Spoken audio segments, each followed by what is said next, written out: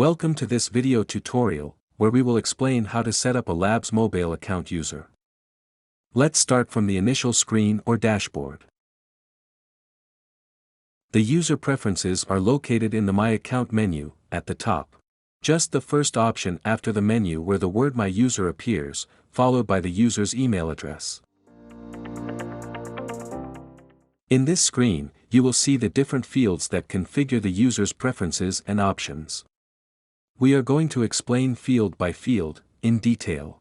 First we find the user's full name, which are informative fields that help us to personalize communications, and give you a personalized treatment. Then you can see the email field, that identifies the user, and with which you access the dashboard. If the user is the admin or main user of an account, it cannot be edited. To change the email of an administrator user, it is necessary to change the username of the account, in the account preferences. If the user is not an administrator, the email field can be changed without any problem. The password expiration field is useful to automatically discard the password when a period of days has passed. We recommend setting an expiration of 90 or 180 days. The Help field enables or disables the explanatory text that appears in the different forms and screens of the application. The language is the one that will be displayed in the application when accessing with this user.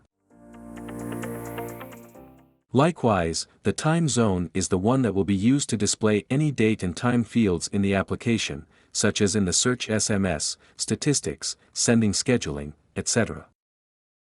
Next you can see the user's verified mobile number.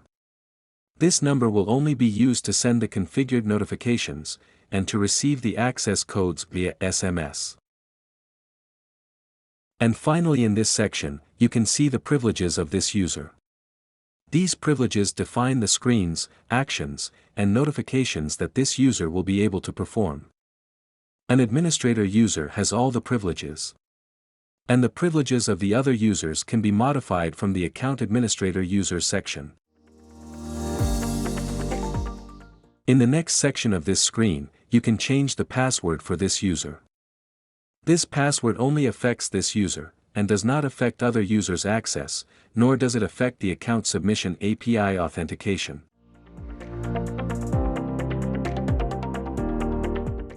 The following 2FA access configuration field sets the method or channel by which this user's access OTP codes will be sent by default.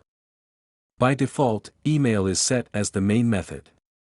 But if the user has a verified mobile number, he or she can also receive the codes via SMS. It is also possible to activate the Google Authenticator application that generates random OTP codes. This method requires prior installation and configuration, which is explained in detail when activating this channel. And we come to the last section of the user preferences, but one of the most important, the configuration of notifications. In the first field, you set the contact email, to which all notifications will be sent.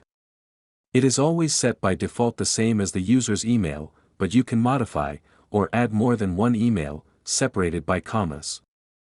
All the types of notifications that can be sent are shown below.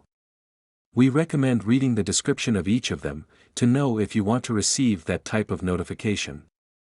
It is possible that depending on your user privileges, some of the notifications may not be available to you. In this case, they will be deactivated and will not be received, unless the privileges are modified.